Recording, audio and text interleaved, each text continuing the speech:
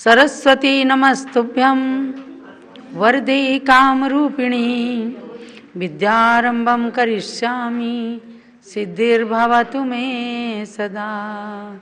सरस्वती सभा मध्ये सुलक्ष्मी ज्ञानरूपिणी कल्याणी सर्वलोकस्य माता ज्ञानमती मता। जवलो द्वाद सांगमयी जिनवाणी माता की जय। परम पूज्य गणिनी प्रमुख श्री ज्ञानमती माता जी की जय। भव्यात्माओं, सम्यक दर्शन का उपहार लेकर के हम आपके समक्ष इस मध्याह्नकालीन सत्र में उपस्थित हुए हैं। आचार्य श्री समंत भद्र स्वामी की कृति रत्नकरण श्रावकाचार्य के अनुसार आप सबको निश्चित रूप से रत्नों का पिटारा प्राप्त हुआ है। इसी को मैंने उपहार की संज्ञा दी है। तो इसके अंदर प्रथम सम्यक दर्शन का जो अधिकार चल रहा है उसी की ओर आपको ले चलती हूँ। यानी रत्नकरण श्रावकाचार्य का स्वाध्याय प्रारंभ हो रहा है। नमः श्री वर्धमानाय निर्दूत कलिलात्मने सालोकानां त्रिलोकानां यद विद्यादर्पणाय ते। जिनके ज्ञान में तीनों लोक और संपूर्ण आलोक झलकते हैं, ऐसे केवल ज्ञानी भगवान महावीर वर्धमान स्वामी को बारंबार नमस्कार करके सम्यक दर्शन के प्रकरण की ओर ही ले चलती हूँ। आज 28 नंबर का श्लोक है, क्योंकि आपने इससे पूर्व में जाना है कि सम्यक दर्शन को 8 अंग से सहित पालन करना है, 3 मूढ़ताओं से रहित होकर के अपने सम्यक दर्शन को पवित्र, निर्दोष, एकदम शुद्ध बनाना है। तो अब उसके लिए ही आचार्य देव कहते हैं कि सम्यक दर्शन संपन्न मपि मातंग देहजम देवादेवं विदुर्भस्म गूढ़ांगारांतरौजसम।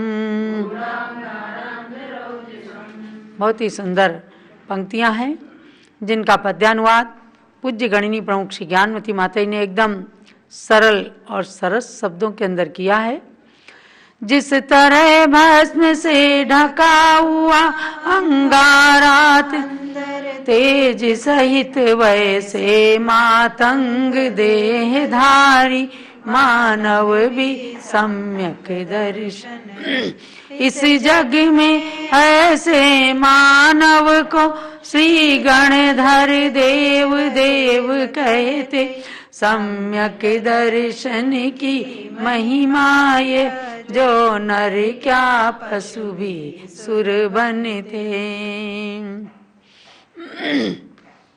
मातंगम, मातंग देह को भी प्राप्त हुए। मातंग माने क्या होता है?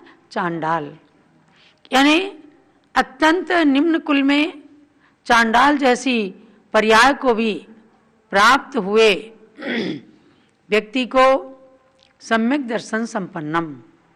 सम्यक दर्शन से यदि वह संपन्न हो जाता है, यानी सम्यक दर्शन से समन्वित हो जाता है, अर्थात धर्म में उसकी रुचि हो जाती है, हिंसा का त्याग कर देता है, अहिंसक बन जाता है, तो निश्चित रूप से वह सम्यक दर्शन संपन्न, धर्म से संपन्न चांडाल भी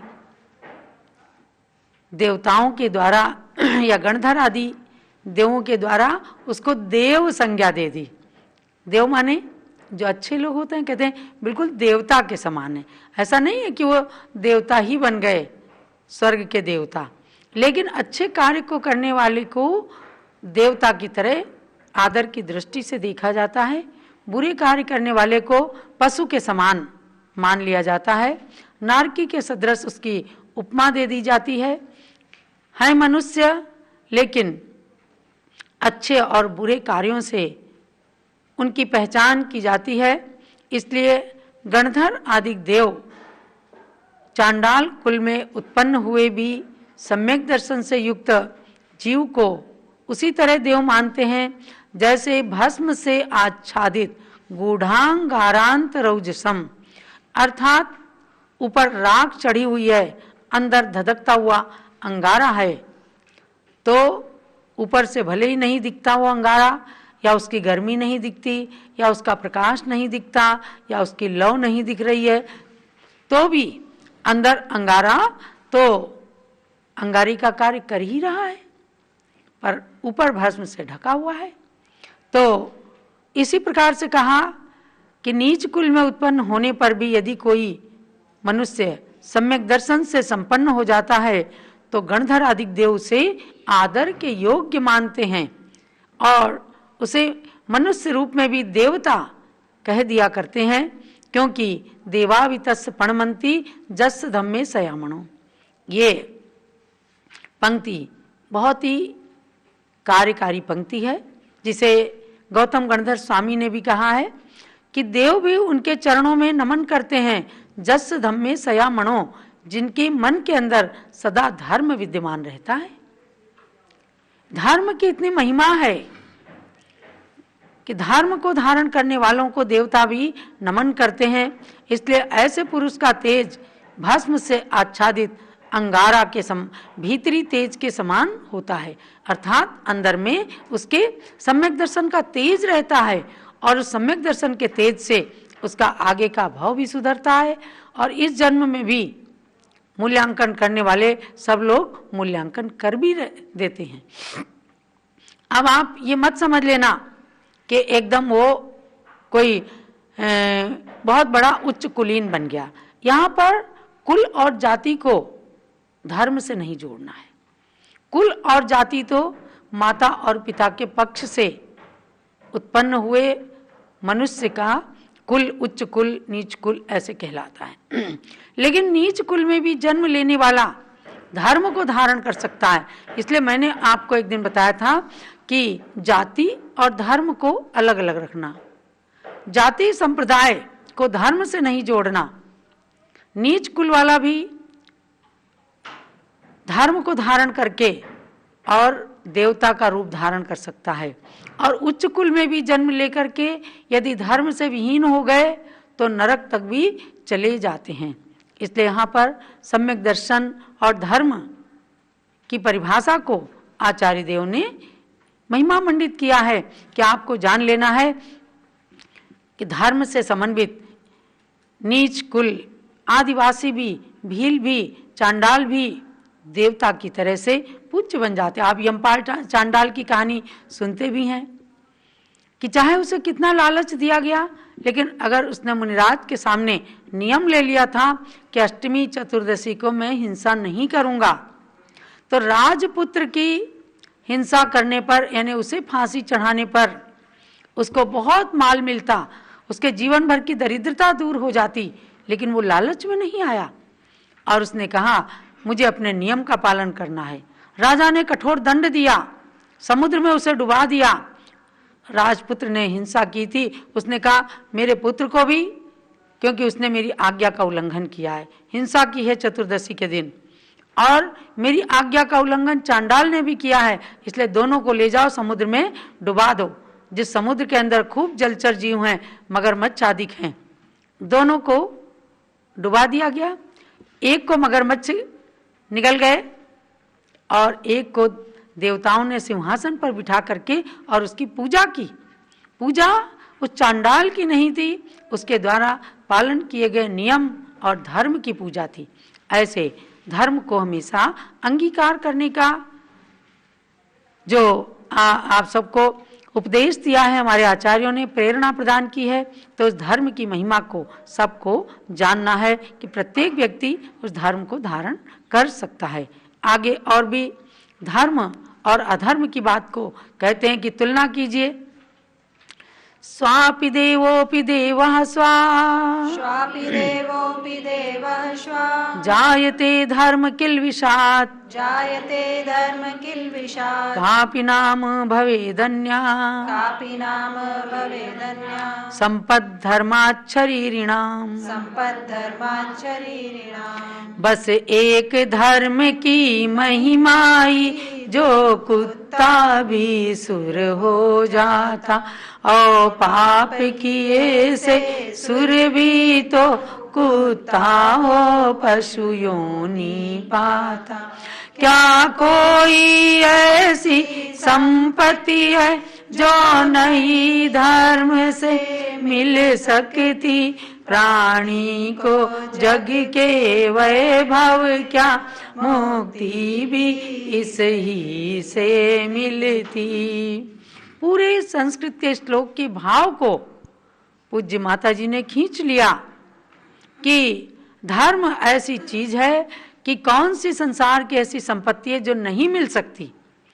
अर्थात जो धर्म मुक्ति को भी दिला सकता है, आत्मा के अनंत गुणों को प्रकट करा सकता है, भगवान बना सकता है, तो संसार का ऐसा कौन सा भौतिक सुख है जो नहीं दिला सकता। ये विश्वास करना पड़ेगा। कैसे? स्वापि देवोपि देवा स्वा। स्वा माने कुत्ता। कुत्ता भी धर्म के प्रभाव से, पुण्य के प्रभाव से देवता बन जाता है। और किल्बिषात् यानी धर्मात् स्वापि देवा, धर्म के प्रसाद से कुत्ता भी देव बनता है। और देवो अपि किल्बिषात् स्वा जायते, और देव भी किल्बिषात् माने पाप से, अधर्म करने से देव भी कुत्ता हो जाता है, यानी निम्न योनि में चला जाता है। ते धर्म और अधर्म की तुलना है।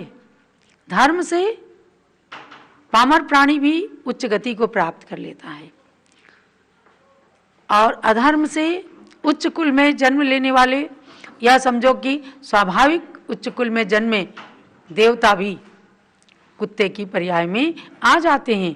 कापि नाम भवेत अन्या, क्या कहते हैं कि कौन सा ऐसा, कोई भी ऐसा अनिर्वचनीय जो संपत्ति है, कोई ऐसी संपत्ति नहीं है कि जो धर्म के द्वारा प्राप्त ना हो। यानी यथार्थ में धर्मात्, धर्म से शरीरिणाम माने प्राणियों की कोई अनिर्वचनीय संपत्ति होती है। यानी कि अनिर्वचनीय संपत्ति का क्या मतलब है? जिसको वचनों से भी नहीं कह सकते, ऐसी मुक्ति की संपत्ति भी धर्म से प्राप्त हो जाती है। हम पढ़ते हैं कि एक मरते हुए कुत्ते को जीवनधर कुमार ने नमोकार मंत्र सुनाया। महामंत्र नमोकार, अनादि निधन मंत्र, अपराजित मंत्र, मातृका मंत्र। इस नमोकार मंत्र को मरते हुए कुत्ते को सुनाया, बड़ी शांति मिली उसे, और शांति के प्रभाव से मंत्र के प्रति एक लगाव हुआ उसको कि कोई मुझे, जैसे किसी को कोई दवा दे दे और उस दवा से उस व्यक्ति को आराम होने लगे, तो दवाई के प्रति भी श्रद्धान होता है, और दवा करने वाले डॉक्टर के लिए भी बड़ी शुभ भावनाएं बन जाती हैं।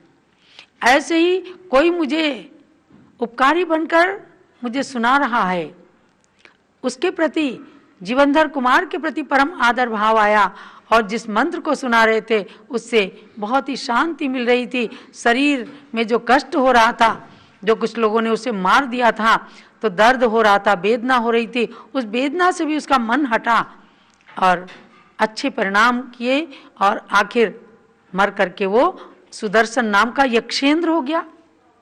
आप ये समझना, अगर वो सम्यक दृष्टि होता तो जाकर के कल्पवासी देव में पैदा होता। मिथ्या दृष्टि भी था, सम्यक मिथ्या बेचारा जानता ही नहीं, उसे तो केवल मंत्र सुनने से शांति मिली और आयु का समापन हुआ, तो वो देवता बन गया, यक्षेंद्र बन गया।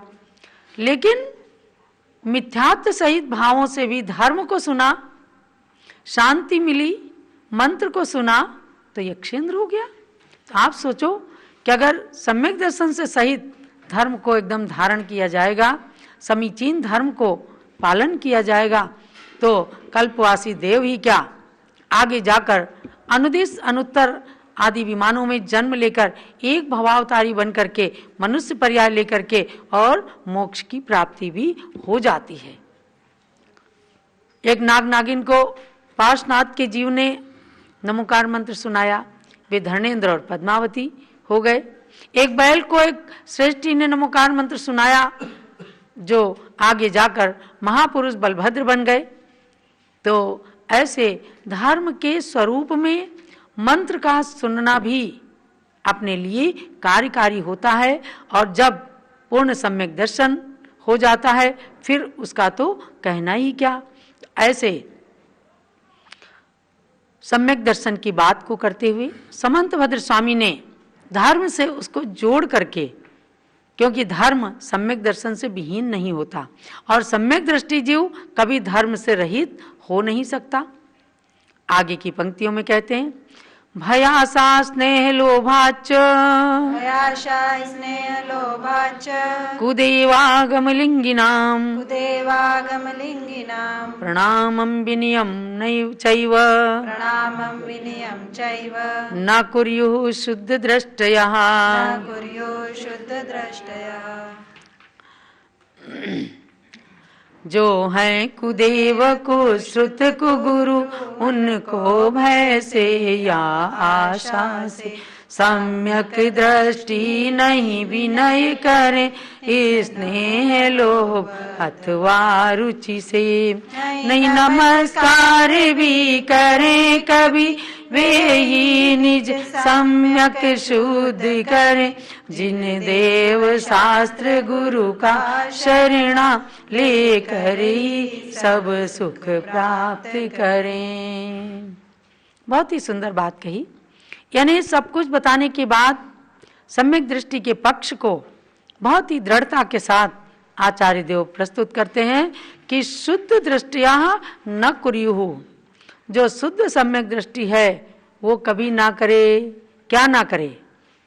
भय से, आशा से, स्नेह से, लोभ से कभी भी कुदेव, कुशास्त्र और कुगुरु जो उसे संसार में भटकाने वाले हैं, जो गलत शिक्षा देने वाले हैं, जो पत्थर की नाव जैसा काम करने वाले हैं, ऐसों को ना प्रणाम करे, सिर झुका के नमस्कार नहीं करे, उनकी विनय ना करें। कैसा भी प्रसंग आ जाए, अगर अपने को पहचान है सच्चे धर्म की, सम्यक दर्शन की, सच्चे शास्त्र, सच्चे देव, सच्चे गुरुओं की पहचान है, तो उनके लिए प्रेरणा दे दी कि भाई आपने इतना सब कुछ पालन किया है, तो इतना पालन करने के बाद आपने 8 अंगों के द्वारा अपने सम्यक दर्शन को शुद्ध बनाया है, आपने 3 मूर्ताओं को छोड़ दिया, अब आप करें क्या? तो कभी लालच में ना आए, कहीं भी जाकर मत्था न टेकने लग जाएं, बालू आदि के ढेर लगा करके कहीं उसमें धर्म को ना मानने लग जाएं, कहीं पर्वत से गिर करके और मर करके मुक्ति ना मानने लग जाएं। ये सब कुरीतियां हैं, कुरूढ़ियां हैं। बस इसी का नाम तो मिथ्यात्व है। मिथ्यात्व का मतलब क्या है? भाई ये पुस्तक है, अब साफ साफ दिख रही पुस्तक है, इसको कहीं ये चौकी है तो गलत है ना, सब लोग मानेंगे। बस सही को गलत मानना, सही को गलत जानना, यही तो मिथ्यात्व है। और इस गलत श्रद्धान को जो शुद्ध सम्यक दृष्टि है वो कभी भी ना करे, और वो जान जाए कि हमारी आत्मा का कल्याण कैसे हो सकता है। भले हमने थोड़ा पढ़ा, हम गुरु के पास कभी कभी गए, हमने प्रतिदिन भगवान के दर्शन करके अपनी आत्मा को शुद्ध माना, तो ऐसे सम्यक दर्शन से सहित होकर के कभी भी किसी के भय में, राजा आदि के भय में भी नहीं आए, लोभ में नहीं आए, किसी आशा से कि चलो यहाँ संपत्ति मिल जाएगी, थोड़ी सी देर के लिए झूठ बोल लेते हैं। अरे झूठ तो झूठ है। अगर धर्मराज युधिष्ठिर ने भी झूठ बोला मायाचारी की कि सैंधवम आने, तो क्या कहा? नरो वा कुंजरो वा, और उन्होंने कहा स्वत्थामा हतो नरो वा कुंजरो वा, धीरे से बोल दिए। यानी उनका मतलब था वहां पर कि हाथी मरा है या मनुष्य मरा नहीं मालूम, लेकिन अश्वत्थामा एक हाथी का नाम भी था और पुत्र का नाम भी था, तो उन्होंने ऐसा कह दिया। तो युधिष्ठिर या फिर जुआ खेला, अगर पांडवों ने बहुत न्याय मार्ग पर थे तो उनको भी जा करके जंगल जंगल में घूमना पड़ा, वनवास में रहना पड़ा। तो जो गलत चीज है, चाहे राजा करे चाहे रंक करे, सबके लिए गलत है। तो सम्यक दर्शन की शुद्धता कि आपने कितने सारे श्लोकों के माध्यम से किसी तरह अपनी आत्मा में निर्मल शुद्ध सम्यक दर्शन को प्राप्त कर लिया। तो हे भव्यात्मन, आपको भय से, आशा से, स्नेह से, लोभ से कभी भी मिथ्यात्व मार्ग पर, गलत मार्ग पर नहीं चलना है। ऐसा अपनी पहचान स्वयं अपने को बनाना है। इस प्रकार से आज हमारे 30 श्लोक प्रथम अध्याय में रत्नकरण शावकाचार्य के परिपूर्ण हुए हैं। अभी 11 श्लोक हम और आगे ले चलेंगे और हम कोशिश कर रहे हैं कि 28 फरवरी को हम आपकी परीक्षा लें और केवल 15 क्वेश्चन आपको ऑब्जेक्टिव क्वेश्चन हम लाएंगे, जिसके अंदर एक प्रश्न के 4 उत्तर दिए जाएंगे। आपको अच्छे से रत्नकरण शावकाचार्य पढ़ करके और उसके उत्तर देने के लिए तैयार रहना है। इसी समय 3:30 बजे की क्लास में ही आप से वे प्रश्न दिए जाएंगे और थोड़ी सी देर का समय दिया जाएगा, आधा घंटे का समय। उसमें आप उन प्रश्नों के उत्तर पर टिक मार्क करें और उसके बाद में आपके नंबर उसमें जिस प्रकार से आएंगे तो उत्तीर्णता प्राप्त होगी, कितना आपने कैसे अध्ययन किया है, और पुरस्कार की भी व्यवस्था रहेगी। तो ये रत्नकरण शावकाचार्य में आप नियम से भाग लेते रहिए और ध्यान रखना है कि 27 फरवरी को भगवान संभवनाथ के गर्भ कल्याणक के दिन नारी संस्कार शिविर, नारियों के गर्भ संस्कार शिविर का आयोजन किया गया है। आप सब जिनके घरों में जो बहू बेटियां कोई गर्भवती हों तो उनको उस गर्भ संस्कार शिविर में भाग लेने के लिए आप सब व्यवस्था अवश्य करें। और अब आगे स्वामी जी। जो ये पंच कल्याणक प्रतिष्ठा महोत्सव की जय, शाश्वती अयोध्या तीर्थ क्षेत्र की जय।